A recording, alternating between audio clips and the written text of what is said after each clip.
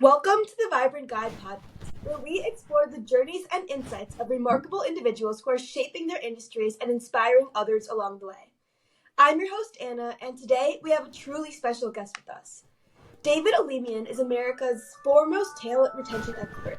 In a world where almost 80% of employers struggle with the shortage of skilled labor, Alemian has developed a universal solution to overcome this national crisis. With 29 years of experience in the insurance industry, he has created innovative strategies that redefine talent retention. In 2010, David saw that the skilled labor shortage threatened business growth, productivity, and the U.S. economy. Driven by a vision to solve this issue, David developed a groundbreaking solution merging employee retention with robust retirement savings plans. David's solution is so innovative that the U.S. Copyright Office awarded him with a certificate of registration. David's solutions align the personal financial security of key employees with long-term retention. David's work significantly enhances a company's value and helps strengthen the U.S. economy. His innovative strategies show that difficult challenges can be overcome with belief, persistence, and visionary thinking. David's accomplishments inspire others to dream big and then dream bigger. He proves that seemingly impossible can become a reality with belief, purpose, and perseverance. Please join me in welcoming David to the podcast. Hi, Anna. Thank you for having me. Yeah, of course. So just to get started, can you start by telling us a little about your background and what inspired you to become America's foremost talent retention expert? Well, I've spent 29 years in the life insurance business and helping people to use life insurance to save for retirement. And around 2010, I had been working a lot with physicians and high-income executives to help them duplicate their income in retirement. What I found at one time, I was having a conversation with someone. He said, "Do you know there's a shortage of physicians?" I said, "There is?" And he said, "Yeah." So I looked into it, and it turned out there's a huge shortage of physicians, and it's growing. So I looked in deeper, and I found that the shortage of nurses was 5 times worse than the shortage of physicians. So I dug even deeper, and I found it's not a physician shortage. It's not a nursing shortage. It is a skills shortage. We're short across all industries. People with skills. There aren't enough to go around. So I looked into it even further and found that most of these people, actually most Americans, they can't afford to retire. And I knew that from my years and years in the retirement planning industry. So I looked back into history and I found that there was a time when people spent their entire career at one, maybe 2 companies. And why was that? It's because they wanted that lifetime pension and they would stay with a company for as long as it took to get it. So putting the two together, I developed a strategy that took a good 12 years to develop. So that's a little bit of the background. Wow, that's super interesting, David. So your journey in the insurance industry spans 29 years. What initially drew you to this field and how did your career evolve over time? Well, at the time, I was a young man, about 40 years old, and I answered an ad in the newspaper, back when people actually had ads in newspapers. And I went there and it was a group interview, me and one other guy. And he talked about insurance. I said, "Wow, that sounds great. What do I got to do?" He says, "Well, you got to get the insurance license." So I did. And that just led to a long career. It's the kind of thing that it gets in your blood, it just stays there. Yeah, that's awesome. Yeah, I mean, I know newspaper ads now aren't, as much of a thing, so it's amazing that you found, a job from the newspaper ad. So I know that in 2010, you identified the skilled labor shortage as a critical issue. I know you touched on this earlier, but was there a particular moment or experience that made you realize the urgency of this problem? Yeah, it was during that time, I thought, okay, there aren't enough people with skills, which means we don't have people to provide healthcare. We don't have enough. We don't have enough software developers. Or we don't have enough people to do space exploration. Or we don't have enough people to do all of the things that it takes that take skills, which means over time we're starting to fall behind.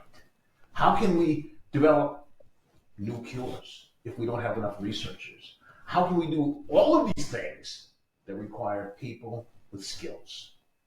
So I knew that we couldn't just push a button on a machine and manufacture people with skills. You just can't do it.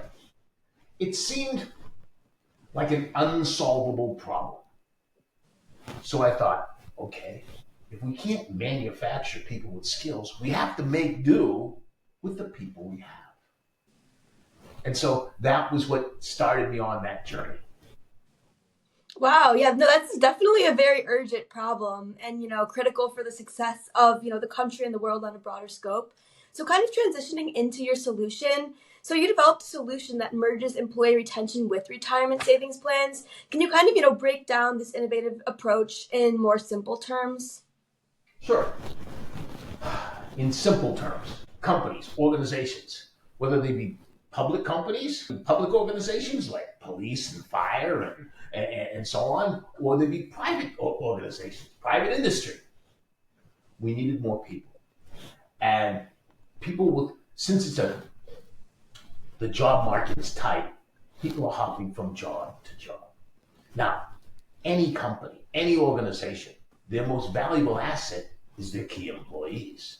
Which means, first, let's stop the bleeding. Let's stop people from hopping from job to job. Let's retain people. So we solidify the team we have.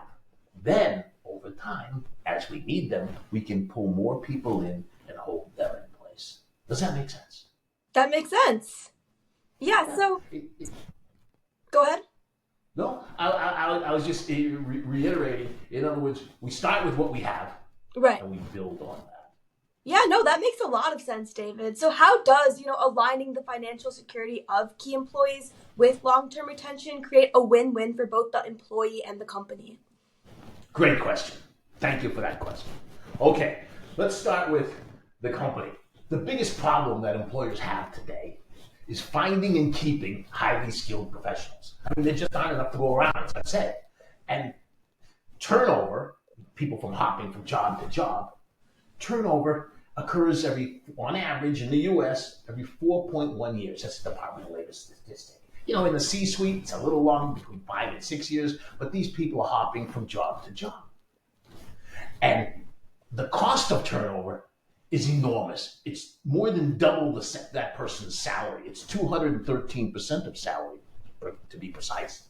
So if you put those two statistics together and you divide 4.1, this is 4.1 years, into 213% of salary, it gives you 53%. So over time, your skilled labor, you can add another 53% to their salary. Actually, there's a calculator that people can use on my website it's a turnover cost calculator. Now, on the other side of this coin, are these highly skilled, highly compensated professionals. They have a different problem. They can't afford to retire. Now, not everybody, but most people live a lifestyle equivalent to their income. You got a $50,000 income, you got a $50,000 lifestyle, you got a $500,000 income, you have a $500,000 lifestyle. Between the house, the cars, the kids in private school, the vacations, the country clubs, and all the stuff, it costs them about $20,000 a month to live. Well, if someone had $500,000 income, Uncle Sam takes his share. What's left? $250, maybe. What's 20,000 times 12? $240. What's left? Nothing. They live in paycheck to paycheck. It's just a bigger paycheck. So, the top financial concern of all Americans is having enough money for a comfortable retirement. I mean, nobody wants to run out of money in the middle of retirement. Then what do you do? Okay, so I create something called supplemental employee retirement plans. It's a retirement benefit that can be made big enough to be equal to or greater than the employee's working year's income. And it's for life. How cool is that? Wow, that's amazing. Yeah, it's true financial security. You'll never run out of money with one of these. Now, the employer, he pays for this thing 100%. Cost the employee zero. In exchange, because nothing's free, anything worthwhile anyway, the employee agrees to stay with the company for a certain period of time. There's a contract. It could be 5 years, it could be till retirement, it could be anything in between. Now, this is a retirement benefit that the employer owns. In other words, other retirement benefits or any benefits, health benefits, 401, you name it, is an expense or a liability to the company. But this is an asset that the company owns, and it's a growing asset that grows and compounds. Okay. So, what if the employee fails to live up to their obligation, meaning they leave early? The employee leaves empty-handed. And the investment that the employer made in the company, in the employee, stays with the company. What if the employee becomes sick, unable to work? Well, there's a provision in this plan that enables the employer to do two things. One, pay for and bring in a temporary replacement for that employee while he or she recovers. I mean, what if they had cancer? The doctor says, you're not going to work for another 9 months. That's a big stress. And that second provision provides money for that employee to pay their bills while they're home. In other words, health insurance pays all their medical costs, or most of them anyway. But it doesn't pay the mortgage, the car payment, put food on the table, or any of the other things that we need to live. So now with this provision in place, the employee can stay home, fully recover without financial stress, and then when they're ready, come back to work. What if that employee passes away prematurely? I mean, not everybody gets to live to a ripe old age. There's a provision in this plan so that the employer recovers their investment in their employee. And after that provision, pays a life insurance benefit to the survivors, which they wouldn't have ordinarily had. That's a wonderful thing, and it's usually a big benefit. What if that employee stays with the company and their agreement was all the way till retirement? And now that employee has a lifetime income that's equal to or greater than their working year's income. This plan spits out two income streams, one to the employee and one back to the employer up until the point of they recover their investment in that employee. At that point, that second income stream then starts to go to the employee so that mid-retirement, they get a bump up in their income to stay ahead of inflation. So, in every scenario, no matter what happens, the employer always fully recovers their investment. And two, as long as the employee stays with the company for the agreed upon time, they have a retirement income that is just wonderful. Wow, that is such a well thought out and innovative plan. Could you share a compelling success story or case study where your solution made a significant difference in talent retention? Sure. One of my clients, they're a big healthcare organization out in the middle of the desert. I mean, it's north of 110 in the summertime there. Wow. Which means it's a harsh climate. And they have a hard time attracting and retaining people. It's just an issue. I mean, it's an issue in nice climates. It's a real tough issue for them. And it's a rural area. Okay. So, this particular organization, they grew, watched them grow from about a $40 million organization up to about right around $100 million. Then, about 4 years ago, they started, and it was a nonprofit. About 4 years ago, the leaders of this company, there were three of them, they had 600 employees, but the top three, they started a second organization. It was a for-profit company. And they, just like any of these organizations, they have a board of directors. And the board of directors, they wanted to, these three people, they built this second organization from zero to $80 million a year in 4 years. That's an accomplishment by anybody's standards. So the board of directors loved the performance, obviously. And they wanted to make sure that these people were happy. So what they did was they wanted to create a retirement benefit and put that in there each year for as long as they were going to stay with the company, which was going to be for them until retirement. They had different ages, so it was going to be different for each one of them. But that's what they did. So what they did here was they solidified these people who were amazing performers so that this company will continue to grow for years to come. So yeah, it was really great success story. Yeah, wow, no, that is a wonderful success story. So kind of just transitioning to some more of your challenges. What were some of your biggest obstacles that you faced while developing and implementing your talent retention strategy? Time. It took time. Some of the challenges have been reaching the decision makers.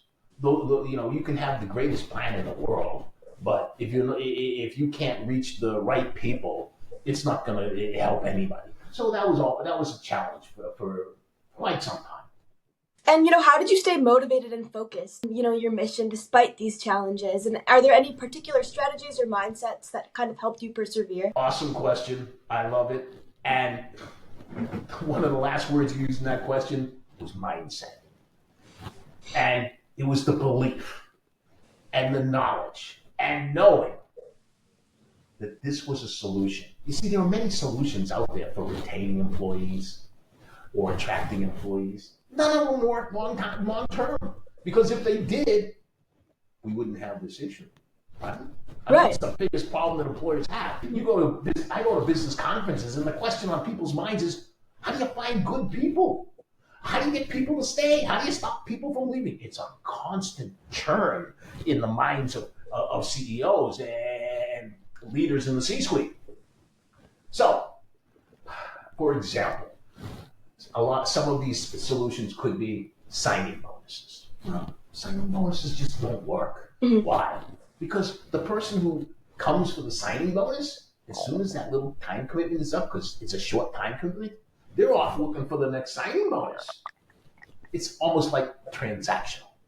What about working from home or working remotely? All of these are good things, and a pat on the back, and employee recognition, employee inclusion. All of these things are great. But you can get those almost anywhere. So in other words, there's nothing that holds the employee to the company. My solution is not transactional.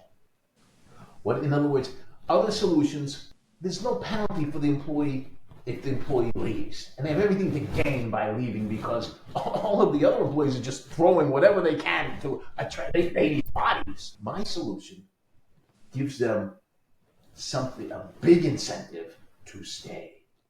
And it enables, and they know that their future is secure.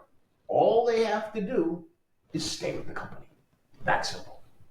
Yeah, no. So how do you, approach solving this huge problem that countless people have tried to solve before? Where do you gain your inspiration? How do you develop this approach to problem solving? It's a natural ability.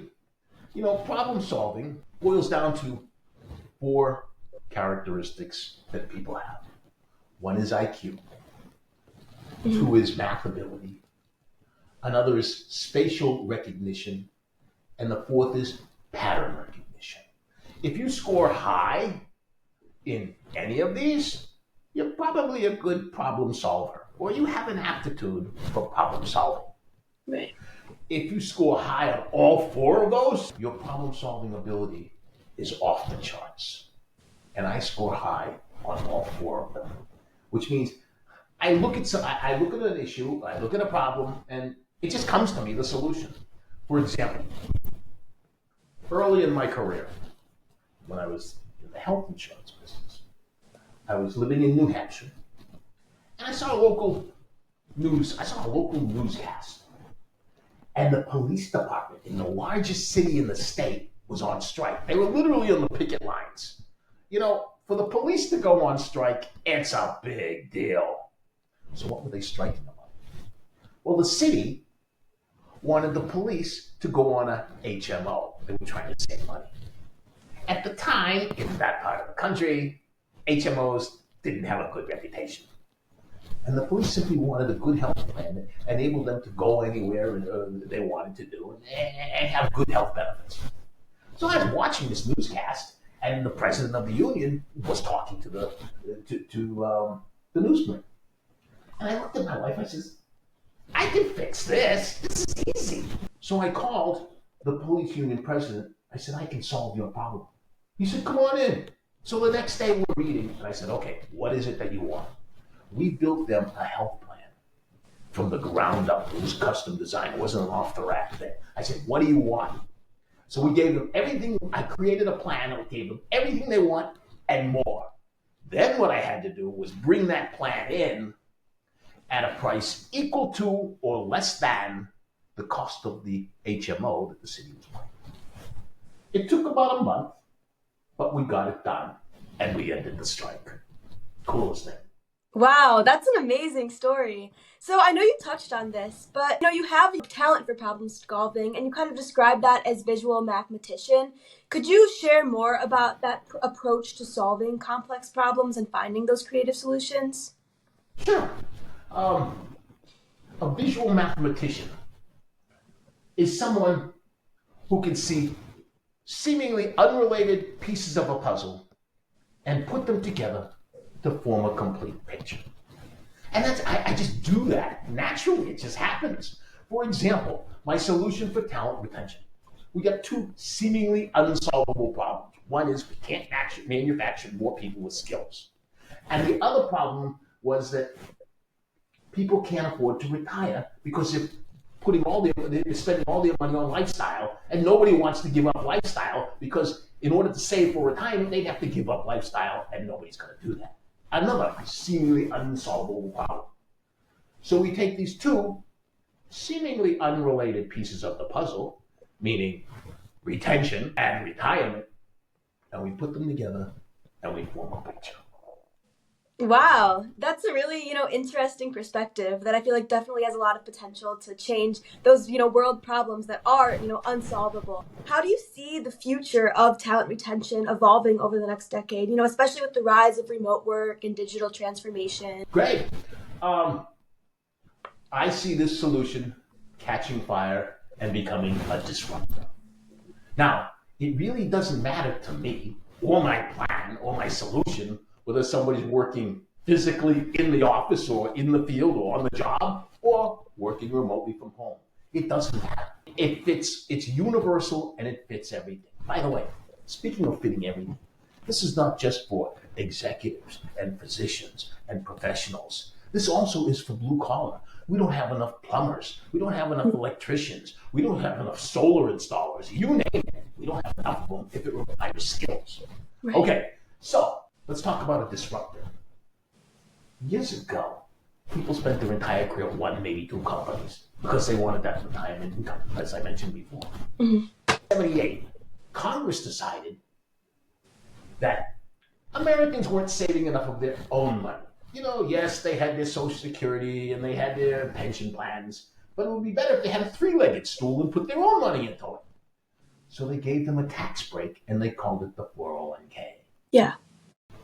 Wall Street saw an opportunity. And they went to the employers and they said, hey, give these baby boomers, because that's who it was at the time, give these baby boomers this 401k and you can get rid of those pension plans that are costing you money. The employers said, wow, this is great. We don't have to fund these pension plans anymore. And the 401k is portable, as you know. They can go anywhere with it, always keep it.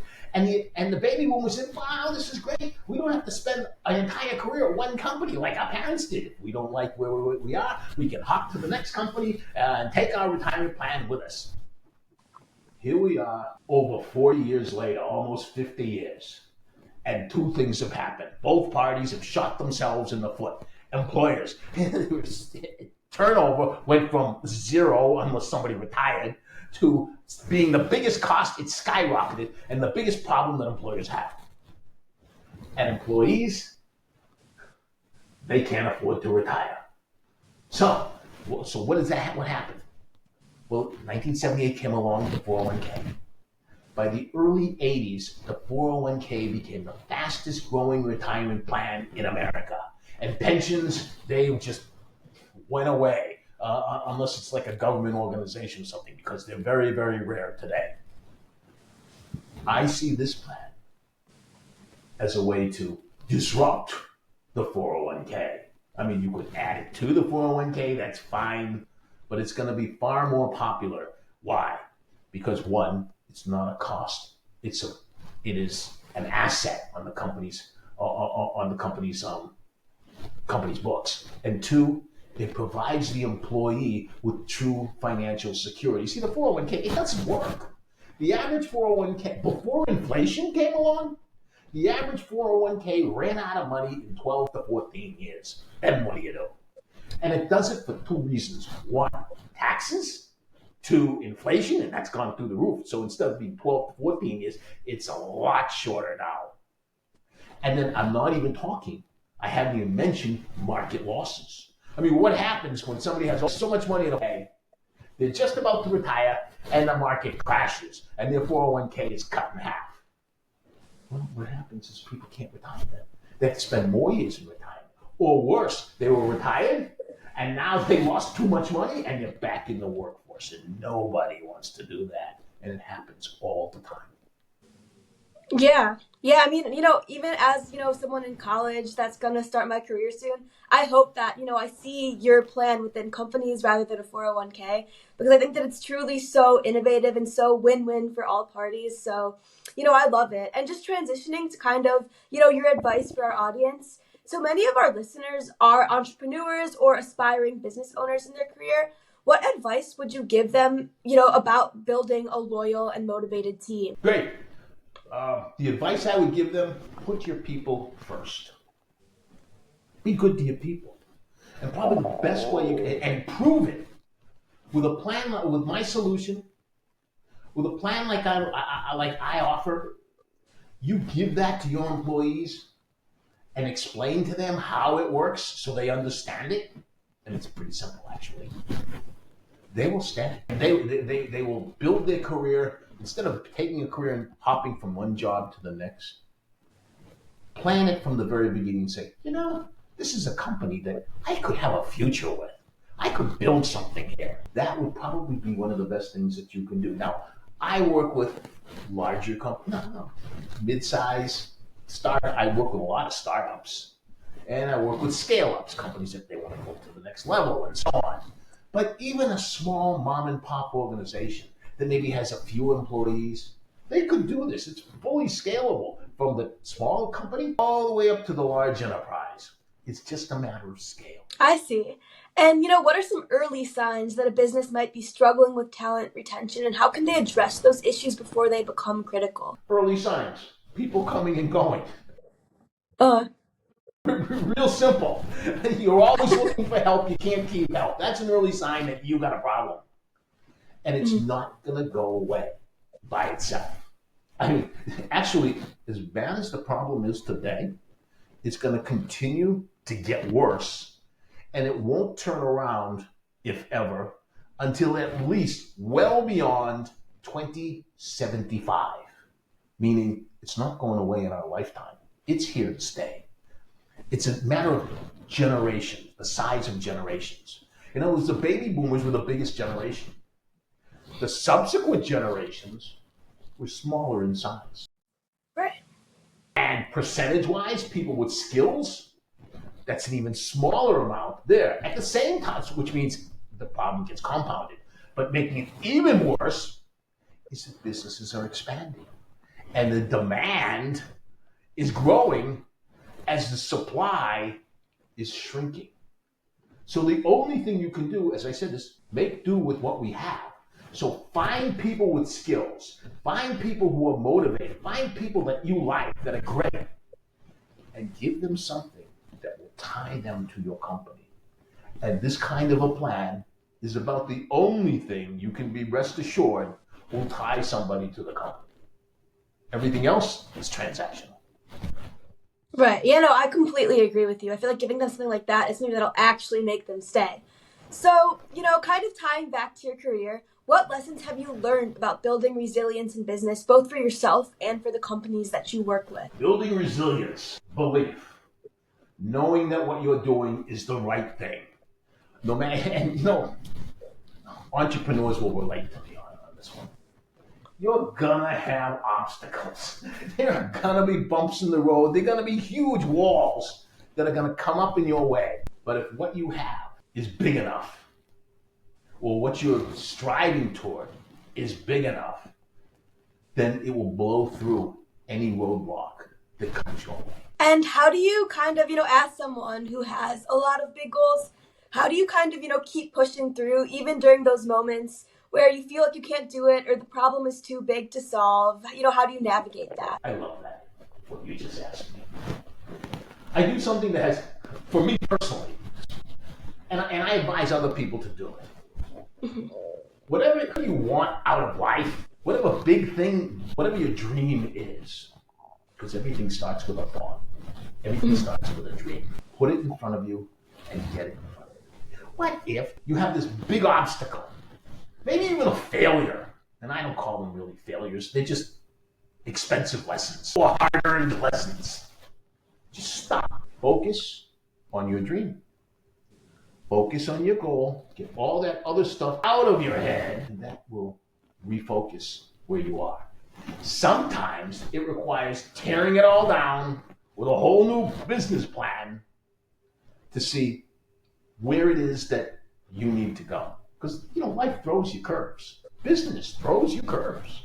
So you have to take it, get it out of your head, put it on paper, look at it, and externalize it. Then, if you have a mentor, you can show it to your mentor and you can get help. Two heads are better than one. And I advise people, get a mentor, get a coach, get someone who's been to where you want to go, and let them be your guide. Let them help you. And many times when you have a coach, you have a guide, you're getting advice from someone, as I said, who's been there. And they don't have any other agenda other than your success. Yeah, that's really inspirational advice, David. So a lot of our listeners, are in the very, very early, process of achieving their goals. So how do you kind of, take that leap? When you see you're at 0 and you want to get to 100, how do you actually start and actually do the thing? What you just said made me think of the movie The Wizard of Oz. Mm-hmm. And Glinda, she said, well, it's always best to start at the beginning. Just start. As you start and you move forward, you start to get momentum.